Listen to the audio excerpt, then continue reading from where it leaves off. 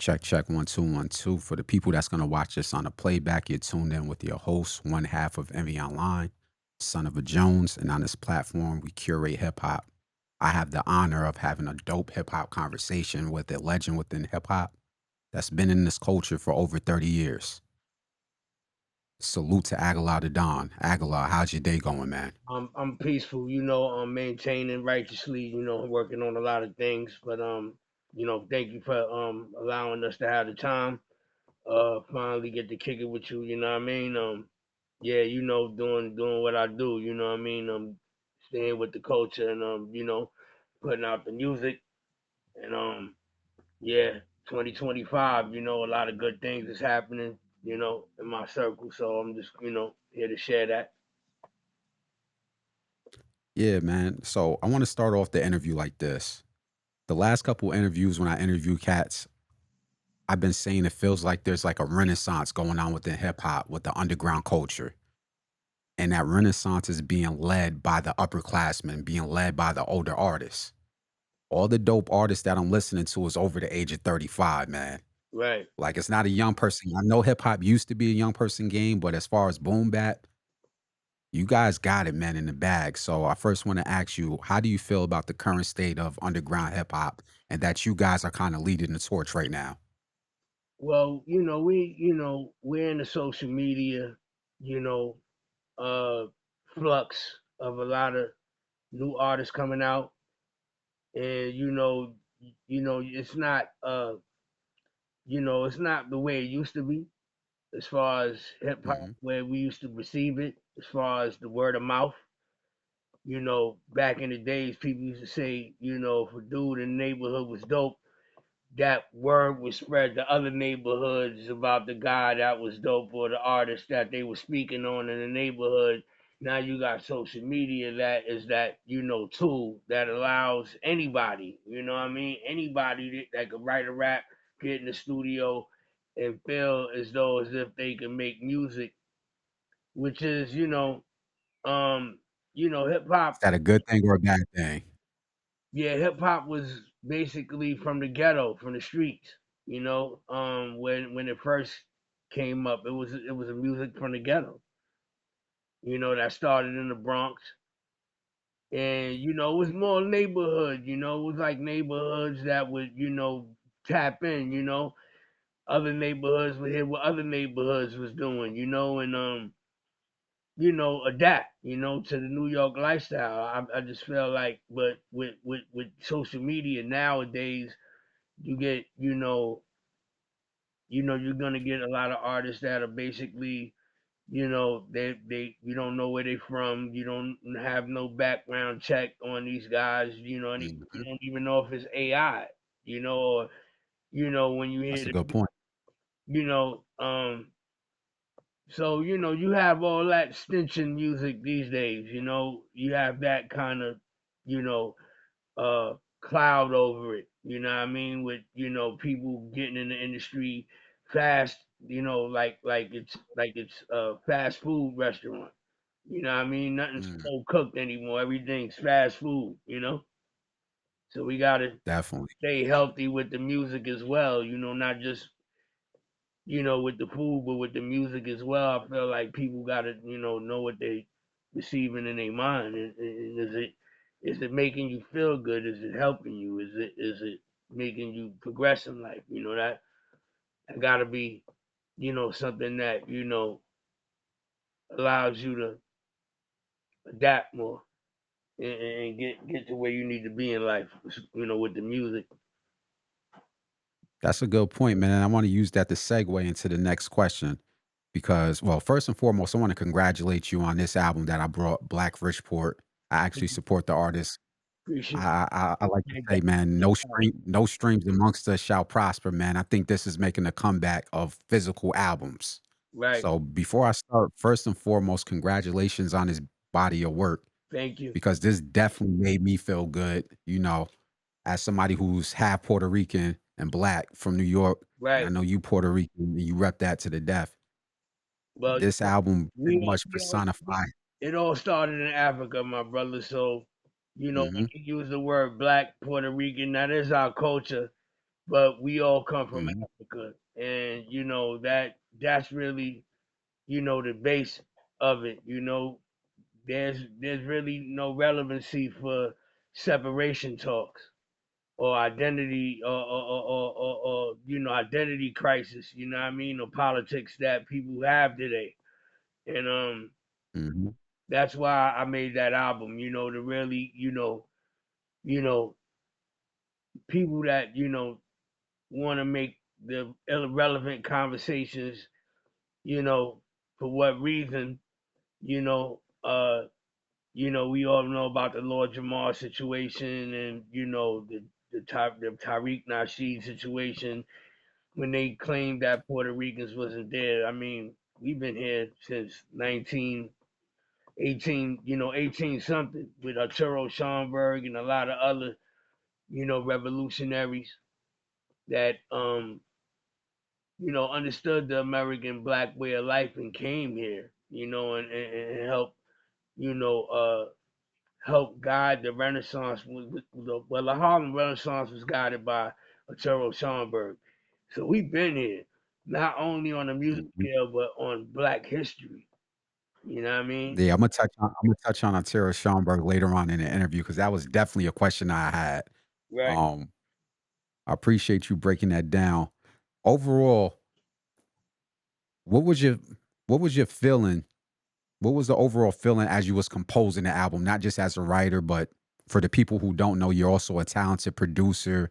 I feel like you're a jack of all trades. So what was your overall feeling when you was putting together this body of work?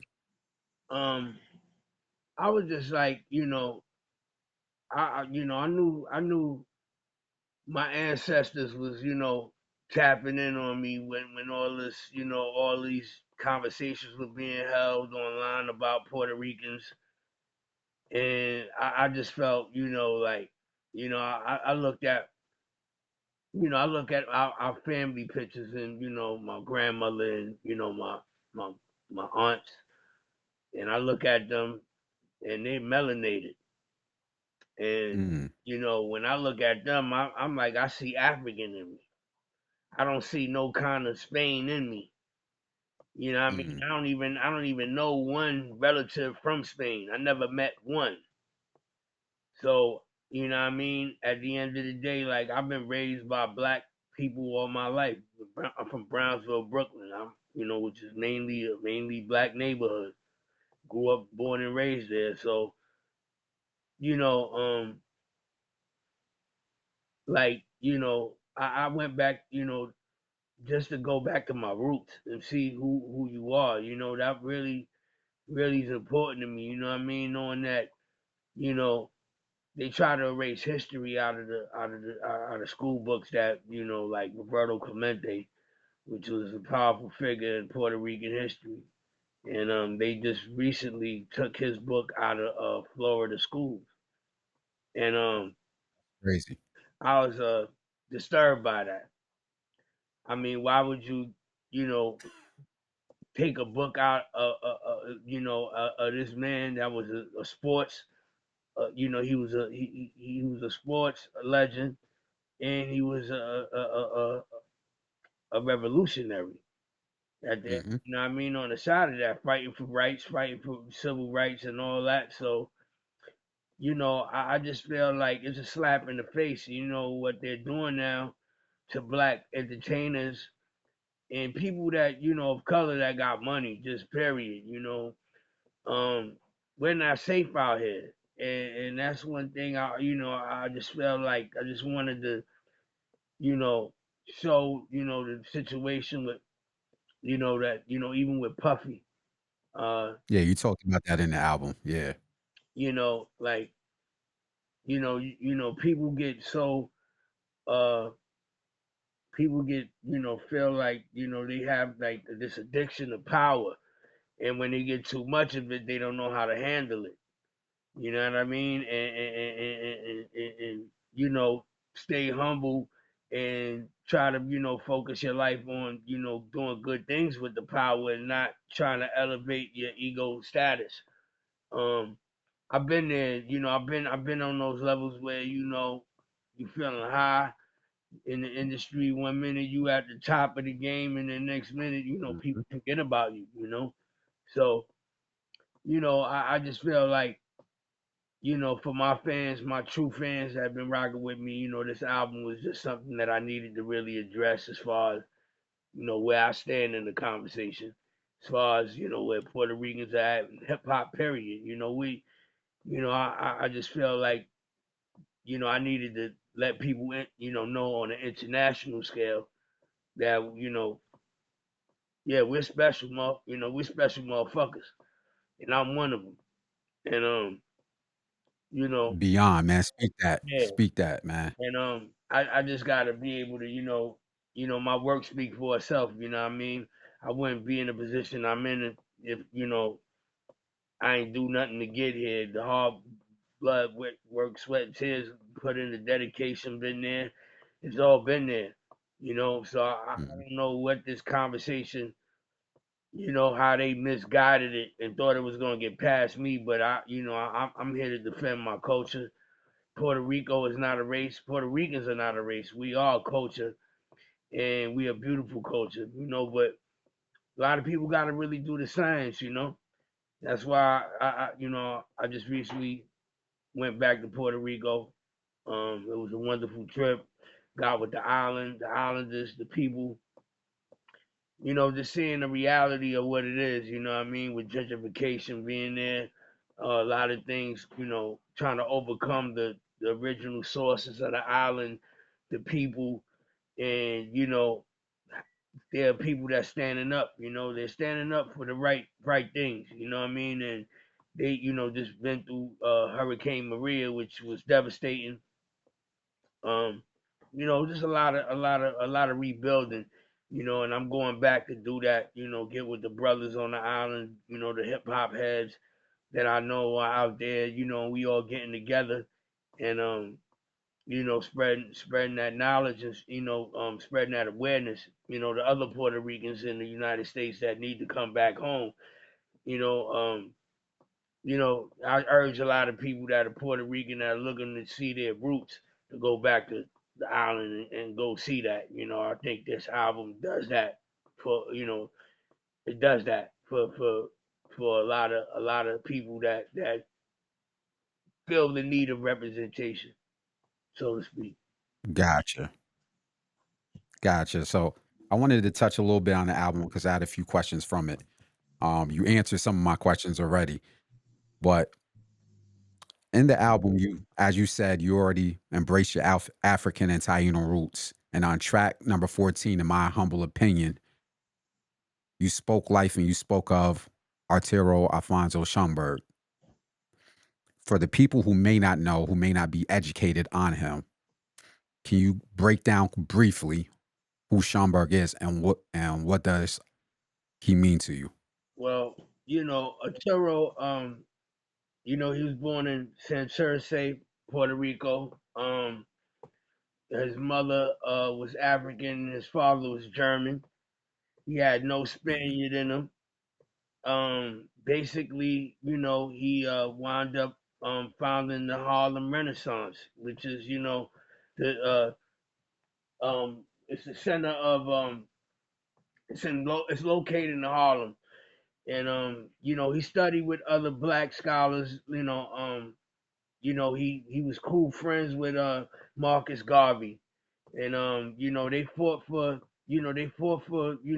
rights, civil rights, and educated black people that was trying to get the knowledge. He was helping those people source it out, and also he was the one that they went to the cosign the making of the Puerto Rican flag. When it was all said and done, he had the last say on it. They had a secret meeting with him. And he's the one that gave the final okay for the flag to be done. The black, I believe, is the black one, the revolutionary one. Oh, gotcha. Okay, so I had my regular one on me, man. I had my regular one, Yeah, but yeah. He as you kind of said, finalized that, right? From what I understand, right? gotcha. He he he's really the one that set the tone for our in America. so to speak, for Puerto Ricans. He set the tone, and that was like in 1897, 1890s. You know what I mean? Before the 1900s, he came in, but he passed early. So Yeah, no, he left a mark. He left a strong mark, and to this day, his center's still open in Harlem. You know what I mean? So, I that's feel what's like he's a hero. up. I feel like he's a hero. And I was speaking with the God True Master from Wu Tang. We was talking about him recently, and yeah, man, he's a strong figure in Puerto Rican history. And at the end of the day, as far as revolutionaries, there's other people like Don Pablo, uh I forgot his name, but Carlos. What's my man name? It's a couple of other dudes that, you know, that would it, that also fought for revolutionary. They fought on the Like the young revolutionary lord. side of the Puerto Rican flag because we wasn't being treated with respect.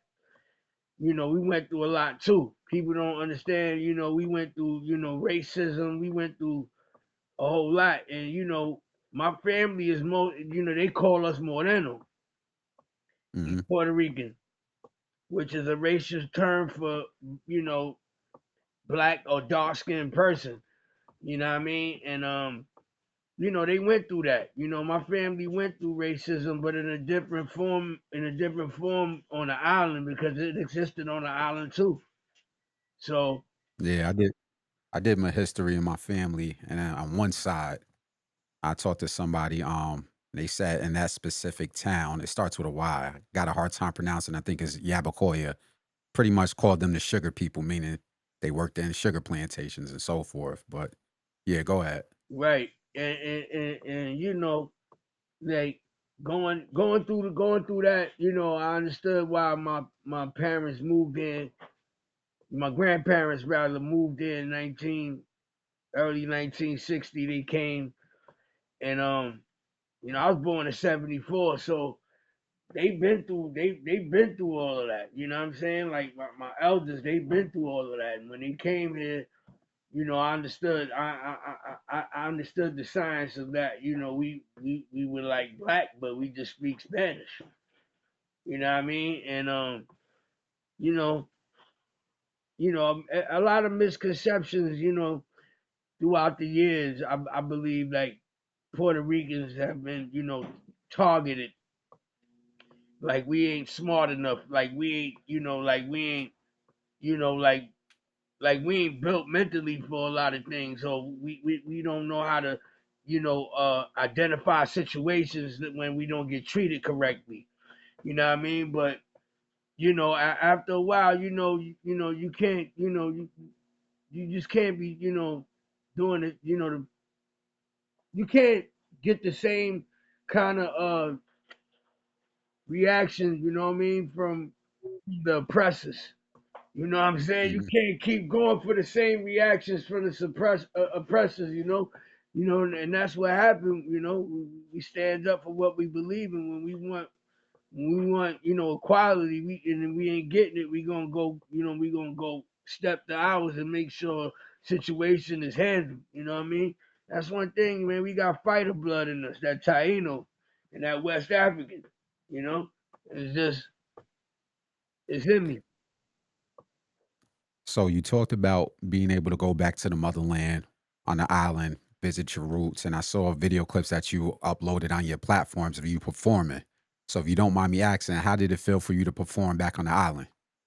I mean, the reception was wonderful. I'm not even gonna lie. Shout to Santura Say Social, Vivo Uno, big him up. Another Puerto Rican brother out there that's known. He's up on the culture heavy. Salute to him. Yeah, we did a wonderful set out there. People came. People from Colombia came. It was all kind of people in there.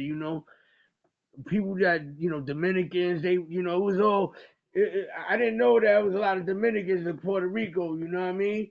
And Yeah, it's a whole history behind that. yeah, yeah, yeah. That's what I'm saying. And I didn't know the knowledge. I was out there, and then I got fans out there. You know, they came and show a lot of love, man. Hip hop is definitely out there without question, and it just was a breath of fresh air. This, cause I ain't been there in a long time, but you know, first show I ever did in Puerto Rico, I ain't know, we bigger than what we think, I guess, because a lot of people pulled up and the reception was dope. And we stood there for a week, man. I got to see the island, got to meet a lot of people, got to see a lot of the culture. Um, went to the beaches, you know what I mean? Went to the rainforest. Um, yeah, my experience, you know what I mean? Man, I gotta go back. That, you know what I mean? It just I'm Yeah, that's go dope, back, man. you know what I mean? It's like you just felt like the home vibe, you know what I mean? Like, and knowing that, I put, I'm a musician. Had I wasn't trying to be superstar, but at the end of Mhm. the day, it was like, yo, that it was a lot of big superstar salute, so I couldn't avoid that. And that, That's what's up. yeah, it was just good love, man. The love was great. I can't wait to go back. You know what I mean? For real, for real. I think a lot Yeah, of Puerto Ricans, that are in hip hop and they haven't visited in a long time, y'all should go. Word. I yeah, think people enjoy it. You know what I mean? And yeah, you know what I mean. Once you get on the island, you know what I mean. You're gonna feel the love. You know what I mean. It just depends what you want out of it. And I needed my ancestor, aura, make my grandpops proud and all that. You know what I'm saying? Because you know, he a Puerto Rican. My grandmother Puerto Rican, but we all understood our culture even in America. You know what I mean? Just because you in America doesn't mean that you can't understand your true culture. You know what I'm saying? So it just made me even more prouder. definitely. And touching on that point, I think I was there about 2 years ago visiting my auntie, and every major mall or Walmart I went into, they were playing 90s hip hop, and it shocked me. I was in Walmart my last day of buy a mall, and I'm like, is that Craig Mack? Like, what they know about Craig Mack out here? But then I understood like hip hop is global, and they Right? love hip hop out there.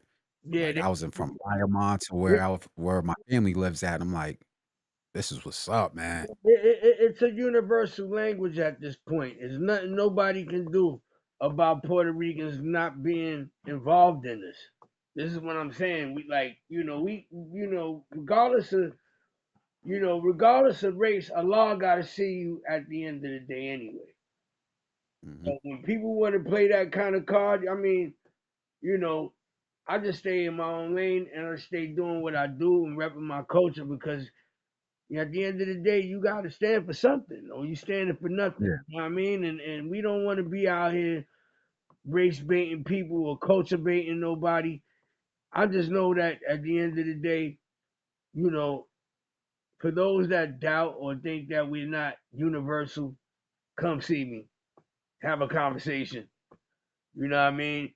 Only for those that, have that, have enough accolades to even sit down with me. You know what I mean? Because I'm not entertaining clowns. We don't do that.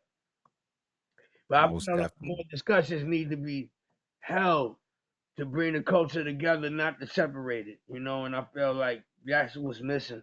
Because everybody wants to argue about the past that doesn't matter now. Mm. You know? Well, I like to bring the past up a little bit in this next question. So the next question, during the golden era of hip hop, which you experienced, one of the major influence from the golden era of hip hop was the Nation of Gods and Earths. That was anywhere from, Rakim, Brand Nubian, Nas, Busta Rhymes, Poor Righteous Teachers, Wu-Tang Clan. They elevated hip hop. And when I listened to your album, it felt like you perfectly crafted the lessons very masterfully within the culture of hip hop. Like it felt like that. And although I'm not Muslim, I appreciate the tenets and I respect everybody's religion.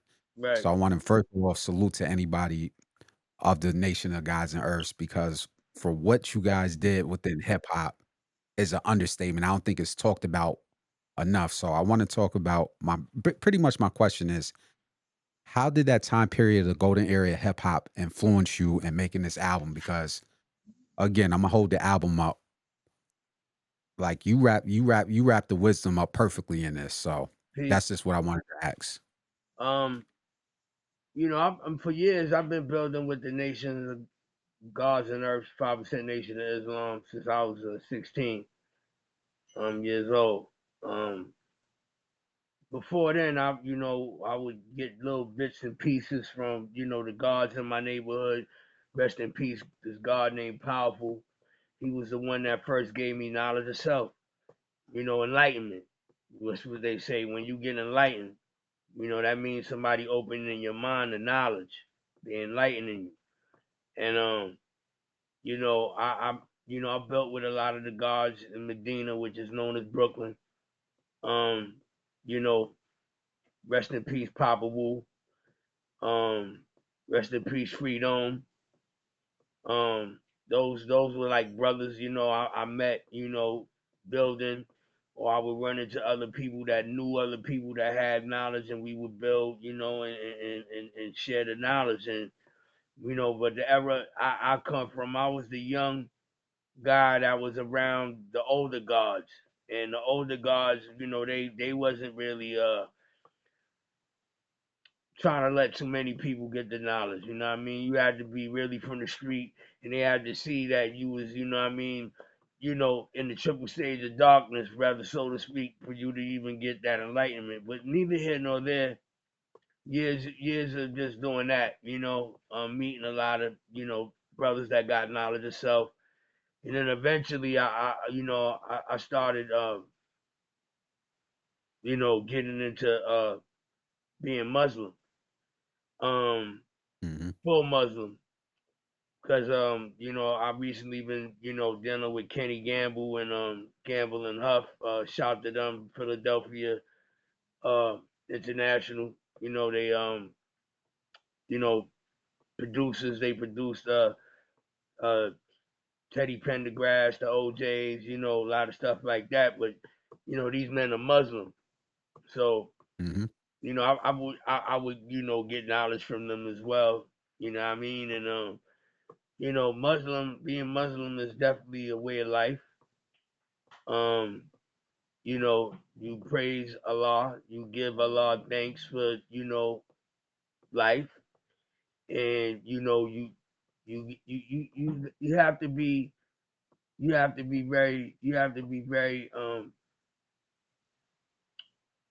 very headed for a righteous path if you are gonna be a full Muslim. No haram, no pork,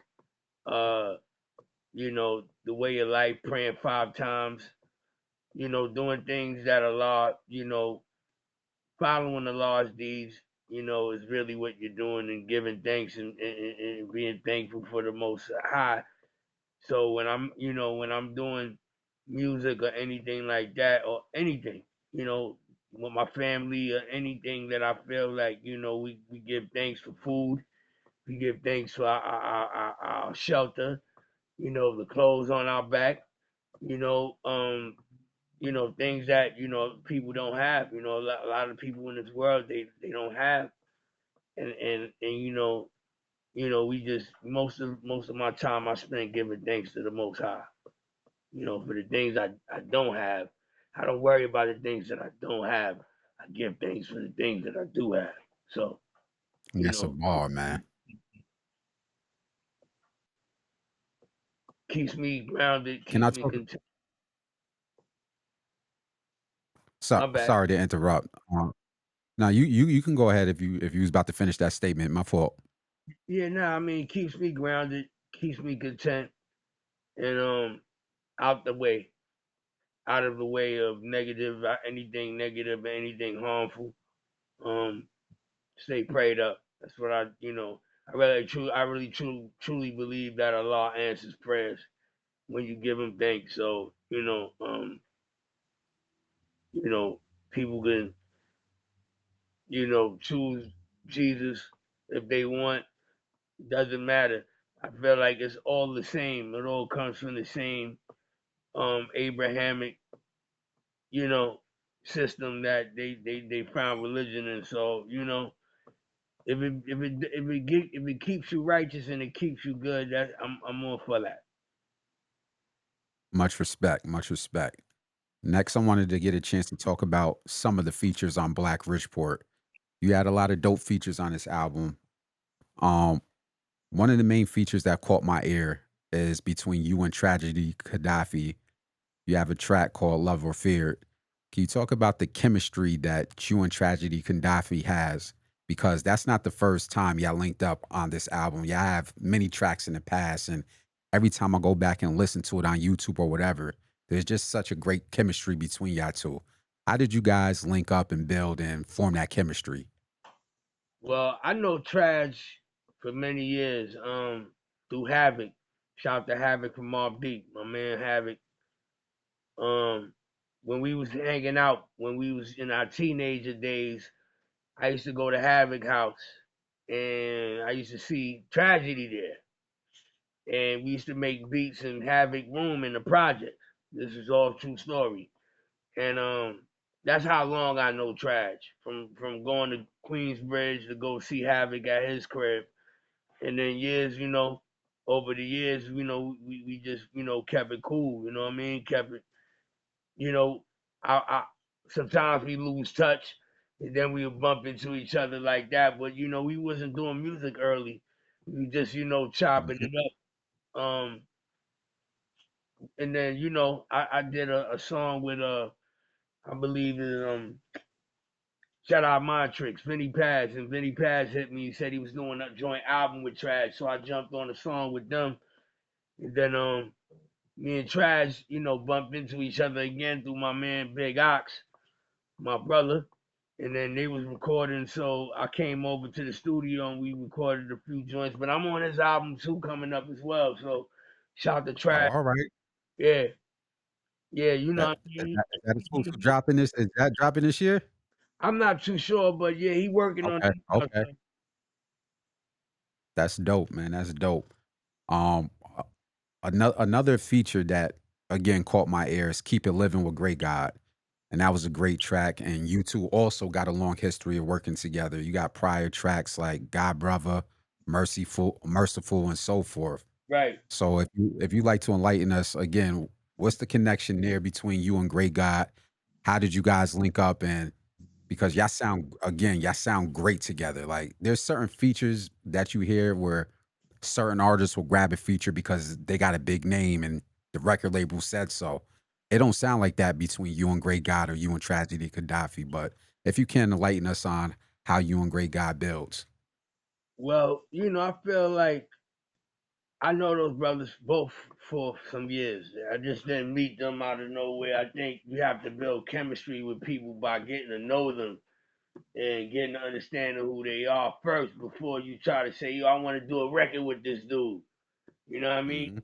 Um, yeah, I got history with Great God from the Dipset days. Um, Okay. Okay. I mean, and overall, like we knew each other then. We wasn't doing music back then when I was doing Purple City, but we was around the same energy. You know what I mean? The same Yeah.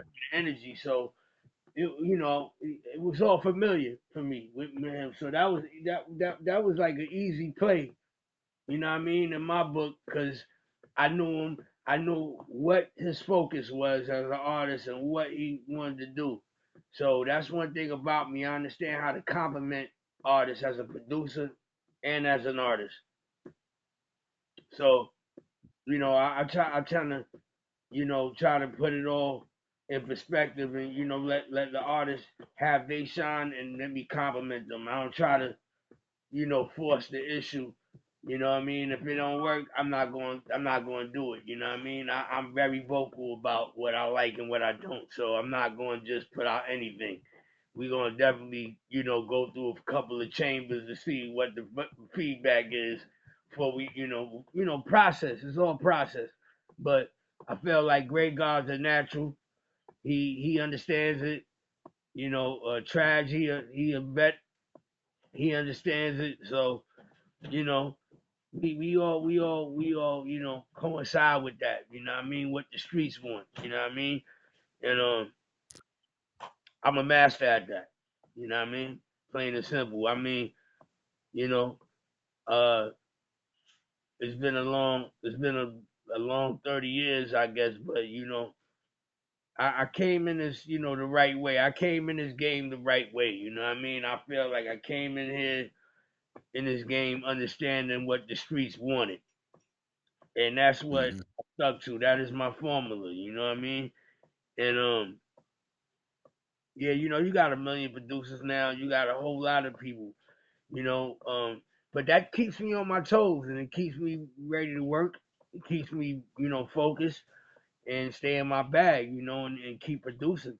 You know what I mean? So I'm enjoying it. You know what I mean? I'm having fun. You know what I mean? I'm having fun when I'm working with those type of cats like Traj and the Trages and the Great Gods. You know what I mean? So it's fun. Do you feel that gives you a advantage as an artist because you also got a background in producing? It's kind of like you got the cheat code because before you start rapping, like you're already building up the song as a producer. Kind of like I said, it feels like a cheat code in a way. Do you feel like you're the ultimate cheat code as an artist? I mean, I wouldn't call it cheat code because it's really hard work to do all of this. It's not like easy to. Okay.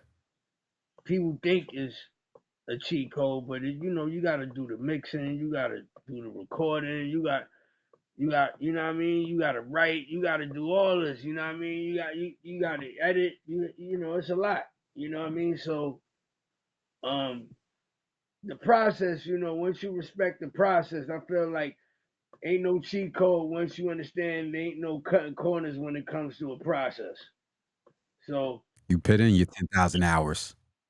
yeah, you're not cutting corners when it comes to making great records. You know what I mean? And like that's just it. You know what I mean? Like, you know, if you don't got your heart in it 100%, you know what I mean? If you ain't embedded in it 100%, you got to do this every day. You know what I mean? You every day, Fact. it's like you got to do it every day. And I do this every day. Right now, I'm in my studio right now. You know what I mean? Like about to go right to work after this. So like it's just like you know I'm never satisfied. You know what I mean? So that keep me on my toes. You know what I mean? I don't get too comfortable. You know what I mean? So I kind of like this. If I make something dope and it's banging and people love it, but then when I know it's dope and I could push it to an artist, say, yo, this is it. You know what I mean? That's a different. I gotta be assuring myself before any. I try to assure myself before I assure anyone else. You know what I mean? I try to cover Mhm. my you know cover myself before I even present it to anybody. You know what I mean? Just make sure I give it the best attention I can give it. You know what I mean? Before it even touch the masses. So That's dope. I want to touch on another powerful track, in my opinion, from the album, and that track is Inshallah. I thought that was a very dope track from the production to the title to the meaning and everything that y'all conveyed on that track. So, for the people who don't know, Inshallah is an Arabic term, pretty much means if it's God's will. So, I wanted to ask you, what's one thing that you're thankful for from Allah? And if you would say Inshallah, what you would say it for? life, uh, life, through Allah.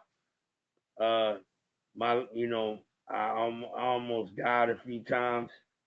Came near, almost dead. Stabbed in my neck.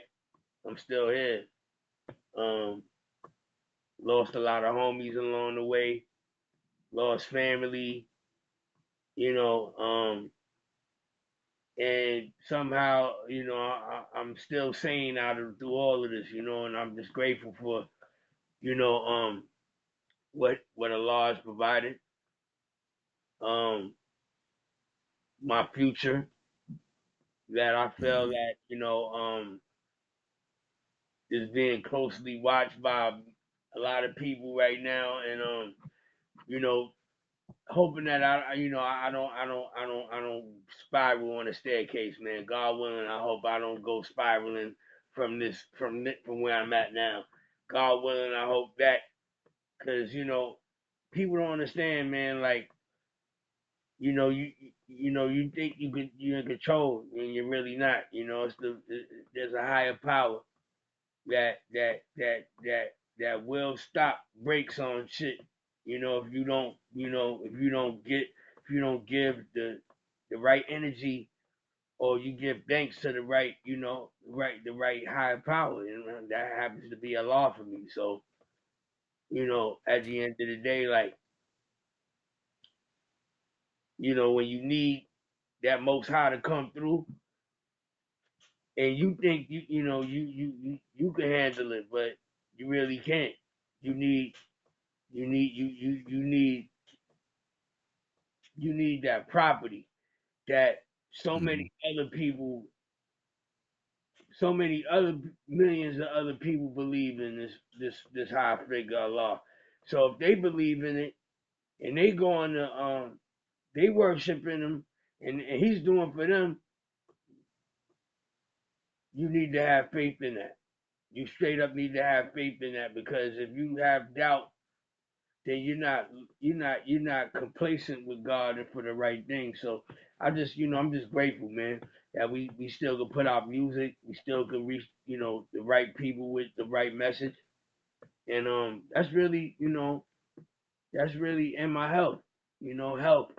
Because if my health is not intact, I wouldn't be here. So I'm I give thanks for that too. But God willing to keep me protected, keep me out the way of any devilish energy or anything that's not working for you, righteously. And that keeps you, you know, in momentum. It keeps you on a straight path, you know what I mean? And you don't have to wake up feeling like your soul got robbed, you know what I mean? You know what I'm saying? Like you missing a Yeah. piece out of your soul because you didn't connect righteously. You know what I mean? And once you have that righteous connection every day, it's healthy. It's healthy for you. So So I wanted to get a chance in this interview to talk about the respect within hip hop culture that you receive. So for the context, one of the reasons why I reached out to you, because I believe there's certain artists that's been in the culture that's not getting the respect that they deserve. Like, you've been around for a long time, not 10 years, not 20 years, not like, you've been in them scenes for like over 25 years. So I wanted to ask you straight up, do you feel with all the work that you did that you're getting the respect that you deserve? Or do you feel like you got to take it in a way? now the respect has been there. I don't have to take nothing. I Okay. don't have nothing to prove Okay. at this point. I feel like my accolades are already sealed. Nobody can't touch that. I don't live off my past work, so Mm, I've never really lived. I never really wanted to, turn heads to make them say, "Yo, you did this, you did that, you did this."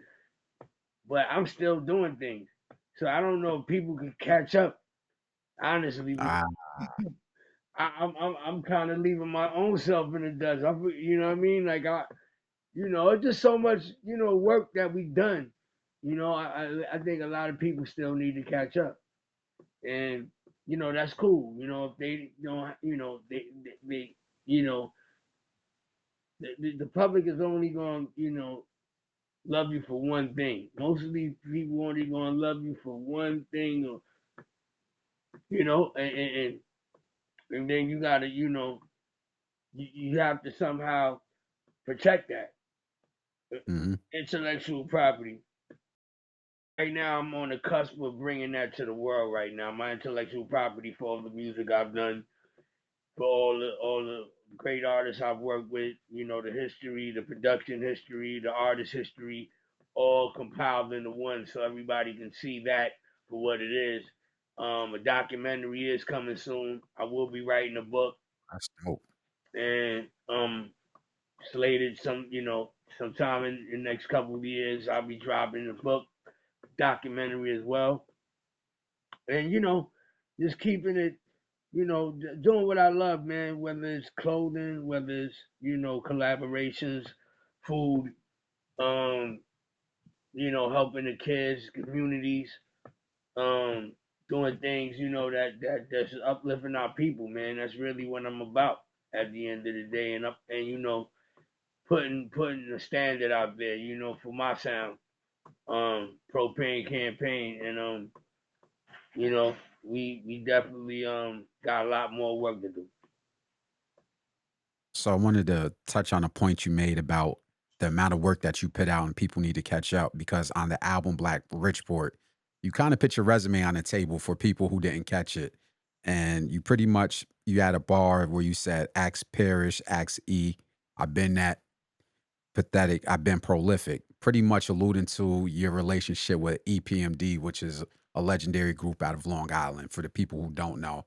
Right. Um, can you talk about briefly the connection there and what did you learn working with those brothers at that time period?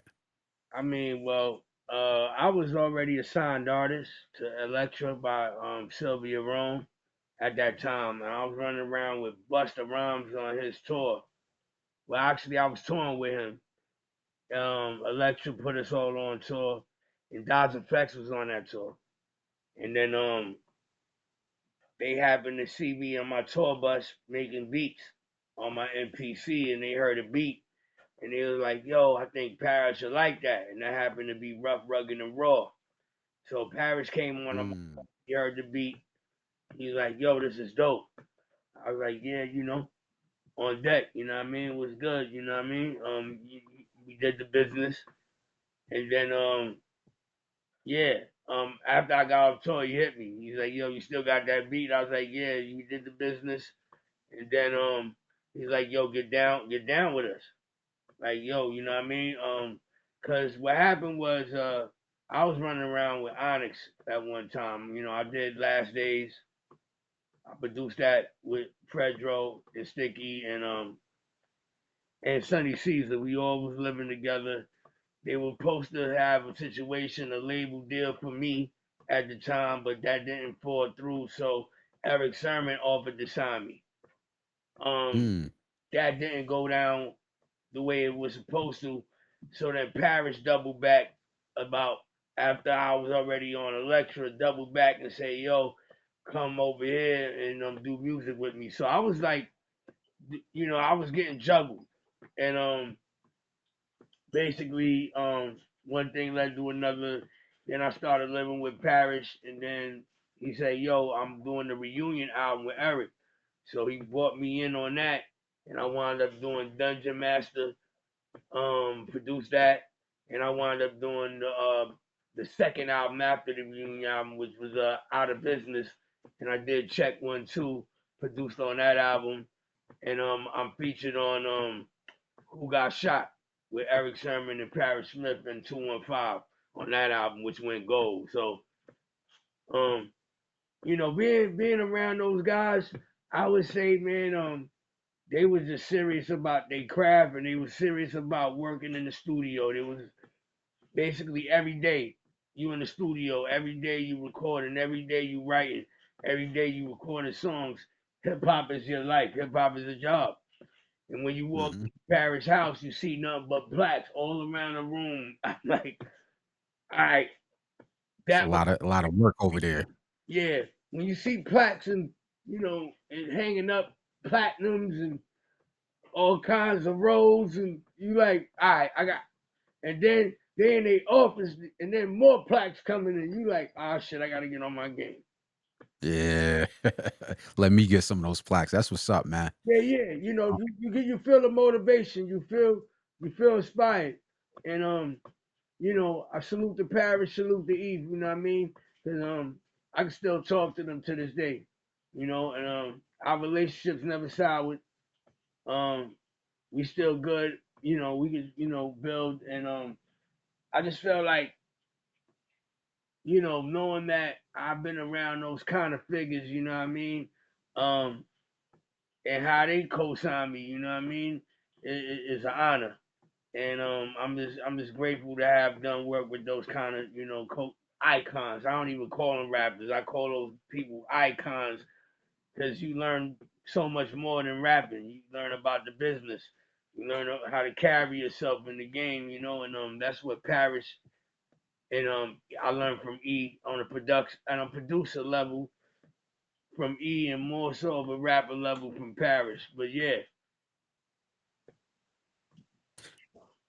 So you briefly went through a lot of iconic moments from you living with Onyx, from you working with EPMD, being on tour buses. I saw video clips on Instagram last year. I think you were on stage with Biggie or Wu Tang at one point. right. Like there's a lot of iconic moments that Agallah The Don has been in that people might not know. And you seem like a very humble person, but I know in your head you probably got one of those moments that stuck out to this day. What's your favorite moment from that time period, that whether it's seeing yourself on stage with Biggie or remembering you being on a tour bus? What's one of your favorite moments from that era? Uh, well, basically, man, there's so many moments. Like when I met Busta Rhymes. Um, it was like cold in the snow one day. I was headed to a club called Sticky Mike's in Manhattan, and I see these dudes outside in the cipher. They happen to be Q-Tip, Buster, Dinko D, Charlie Brown from Leader to the New School, Milo from Leader to the New School, Rampage. They was all in the cipher, and I ain't know none of them, but I knew who they was, but I didn't know none of them. So what I mean, I'm trooping through the snow, headed to the club, on Bowery Street, and I see them, and then I just like, yo, I hear them rhyming. So I hop in the cipher, bust a rhyming after he spit.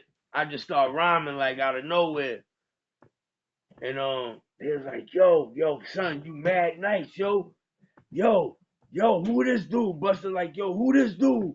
Yo, fam, you coming with me? Like he just put his arm around me, and we just, you know what I mean? We just, yo, you ill, bro? You gotta, here's my number. Woo, woo, woo. After that, me and Buster started linking up, like hanging out, kicking it. You know what I mean? And I wound up producing on his second album, When Disaster Strikes. I did Things That We Do for Money featuring Anthony Hamilton and Rampage, produced by Adolf Aguilar, me. So, just stuff like that. I didn't know it was gonna lead me into producing for Buster. I was just really trying to rhyme and what I mean, get my name known. You know what I mean? Because I wasn't signed at the time. I wasn't I wasn't signed, or I wasn't like a sign, never got signed. So I just basically was just battling, freestyling on any chance I got to get known, and that's what landed me in the Source magazine. I was the unsigned hype, and then Maddie C, cats like Maddie C, Jonathan Schechter, they was like, invite me to the Source, you know what I mean? And then one day I came up on the roof, I see Redman and Method Man freestyling, and then I Mm. got in a cipher with them, and I ripped it, and then they was like, yo, who this dude? And he's like, yo, that's Adolf. And then you know what I mean? Like my name just kept getting off through the industry. The buzz kept going, and then the label started finding out. Like 18 labels wanted to sign me, and then I got signed to Tommy Boy, and that didn't work out for a year. Then I went to East West Electra. Uh, Sylvia Rome wound up giving me a deal, and then I put out Ghetto Girl, and my first album, Wrap Your Lips Around This, yeah, on yeah, East West Electra. So there's a whole, there's a whole lot of grinding, whole lot of grinding that got me to where I was at. You know what I mean? Lot of not giving ups. You know? Definitely. And I'm gonna let you save that because you're working on a documentary. So A lot of those stories I know is gonna make that documentary and that book pop. Um, Oh yeah. coming into 2000 coming into 2025, we're in the first quarter of this year. There's a video that I saw in, I guess, January of you working with a Math Hoffa. Salute to Math Hoffa and his platform. It seemed like you were producing for him. Um, as a talented producer for yourself, what's your favorite part of working with an artist like Math Hoffa? And is did that record come out yet, or are we expecting more work from you? Yeah, we didn't drop nothing yet, but he Okay, definitely okay, he definitely laid we got work done. Overall, I don't know the date. I don't have any dates on that gotcha. Okay, but yeah, we definitely have some material. You know what I mean, that I produced for him. Um, I don't know when he's dropping it, but it definitely sounds real dope. And yeah, when it come out, you know, when it's right, you know, people gonna see. Like I said, I'm just you know, putting my cards in where they need to be. You know, some of the cards ain't gonna get flipped till it's time to flip them. But yeah, a lot of people are seeing the moves being made. So you know what I mean. Yeah, look forward to that. so Half offer too. salute to Math Hoffa and everything he's doing. Very dope person. Never met him, but from looking at what he's doing, I appreciate it from a hip hop Yeah, perspective. people don't know him personally. They get the wrong perception. You know what I mean? Dude is really down to earth. He real and he cool. You know what I mean? He ain't on no I guess people just try to take the persona and try to flip it around. But if you don't know a person personally, you can't really judge. So I think when people see him in work mode on the musical side, you know that's going to change a lot of perception. You know what I mean? Mhm. So most of the culture, especially people around my age, I'm in my late 30s. So a lot of people around my age remember Agallah from your days around Purple City and the work you did with Dipset and so forth. Um, you guys dropped a lot of good music during that time. And as of recent, I guess a couple months ago, there was a picture of you on Instagram with you and Shice Bubs. So I guess fans like myself want to know, is there like some type of Purple City reunion coming, or is there a We working on music? it. We Because working on I'm a hardcore fan, man, and I got hyped when I saw that picture, man. Yeah, we working on it. We working on it, and shout to Shice. Um, Me and him basically, we handling our side of the board, and you know what I mean. We got something in the works. You know what I mean. We still it's just the beginning stages of it. So you know what I mean. We got something. So we just like I'm just letting it bubble. You know what I mean. It's still in the beginning stages, but it's bubbling. You know what I'm saying. So yeah, look forward to You that getting fans soon. like myself hyped for that, man. Yeah, look forward to that soon. I don't know what date though. I can't tell you a date. But a lot of things are bubbling right now in the pot. Just keep the eyes open. You know what I mean? And yeah, we in mode recording right now. So we in the studio recording. That I could say that. Can I at least ask, is there artists like Casa and even A Mafia in some in music? Because I Yeah, don't think we heard from A Mafia in a long time. So I would assume on Shy side, I haven't got the whole gist. I'm just doing what I'm doing. I can't really give the bag out, but I know gotcha. Okay, I I got respect it. I It's respect it. it's some it's the main three, which is me, Tyson, and we still stirring up the pot. You're gonna see some new faces. We got a lot of stuff, but right now, yeah, the main three we getting back together. You know what I mean to do this project. So That's gonna be insane. Whenever y'all drop that, man, I'm copping. Um, so I wanted to finish off the interview like this because I don't want to keep you all night. I know you got a lot of work to do. You dropped a powerful project, as I said in the beginning of the interview with Black Rich Port. And I'm just wondering, how do you follow this up? Are you doing a part two, or do you have another album you're working with? I'm doing the part Working on two. I sneaked a part two snippet From Puerto Rico. So I had shot a Mhm. video about last month, and it's up on my YouTube. People could check it. Black Rich Poor Two snippet. I don't. I'm in the studio recording that. And next month I got a, EP with a producer named Black Madesi dropping with Okay. Sadat Planet Asia on that. Mm. Definitely check for that. It's called Bordeyoku. And You said Sadat X from the Bronx? yeah, Sadat X on Okay. there. Okay. Planet Asia is on there as well. Um, Underground Legends. yeah, he's on the it's an EP. Definitely produced by Black Madesi. I didn't produce it. Guy from the UK did. So, we got that on deck. And yeah, I'm just working on a new Black Rich Port too. But I'm thinking, we'll have something by the summer, like a full length. Okay. So Appreciate it. tuned on that. You know what I mean? Definitely.